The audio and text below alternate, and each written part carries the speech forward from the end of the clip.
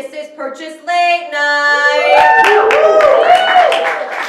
Republican Senate candidate Roy Moore is back in the news this week, and it is unfortunately not because he dropped out of the race and dug himself a panic room to live in isolation for the rest of his sad life. No, friends, this trash politician who has been accused of pursuing teenage girls in his 30s has adjusted his platform to appeal to conservative religious ideals, calling on the U.S. to restore its culture by, quote, going back to God.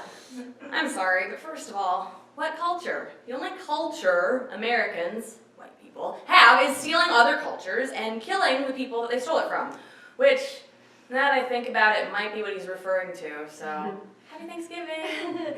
Also, if you're trying to go back to God after you acted predatory towards teenage girls, God is going to look at you like you're the person who they were friends with in elementary school, but then you grew up and got weird. So God's like not trying to be associated with you anymore. Like, do you know that guy? Oh, who, him? No, absolutely not. Moore has also threatened to sue the Washington Post after they published the stories of these allegations.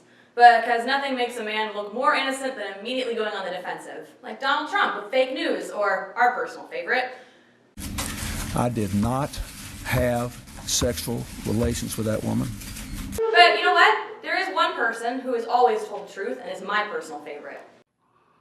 Cocaine's a hell of a drug.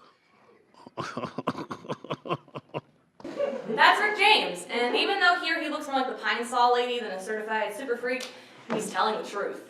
I can't believe it's come to this, but Roy Moore, be more like Rick James.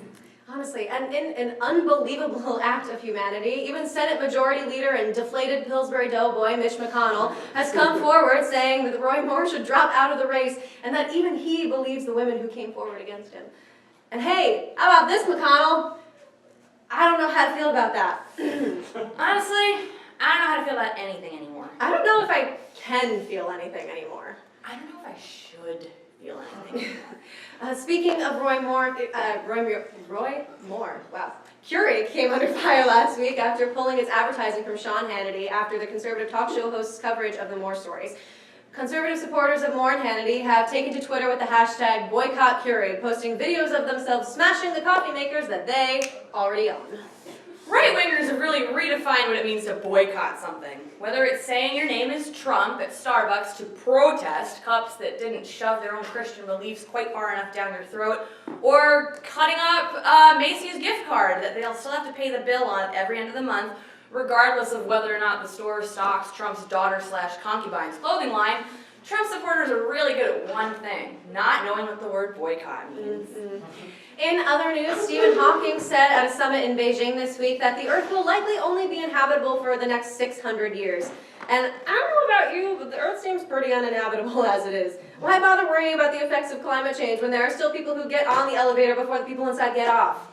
For that reason alone, I don't see why we should try to prolong the existence of the human race. And finally, former UK Scrabble champion Alan Simmons was accused of cheating by not pulling his new tiles according to regulation. Simmons has been banned from playing the board game competitively, but hey, in his defense, you can't do anything with all vowels. Yeah. Simmons was quoted saying that he will use the dismissal to focus on the more important things in life. I can only guess he's referring to literally anything other than board games, but I'm being told now that he's focusing on the game of life. Great. Anyway, hold on. All right, well, we have a great show for you guys tonight. I'm sorry, wait. Did we just get through the entire monologue without talking about something that Donald Trump did this week? Oh my God, I think we did. We did it, everybody! Oh my God! We only took 8 episodes in a test show, but we made it, America! Oh, thank God. Feels good. It does feel good. We did it. We really do have a great show for you guys tonight. LU will be on to talk about their Cafe Con Leche event. Keith X will be our featured guest this evening. And XO Page will be our musical guest. Thank you guys for coming out. I'm ethnic. I'm ambiguous. See you in a second.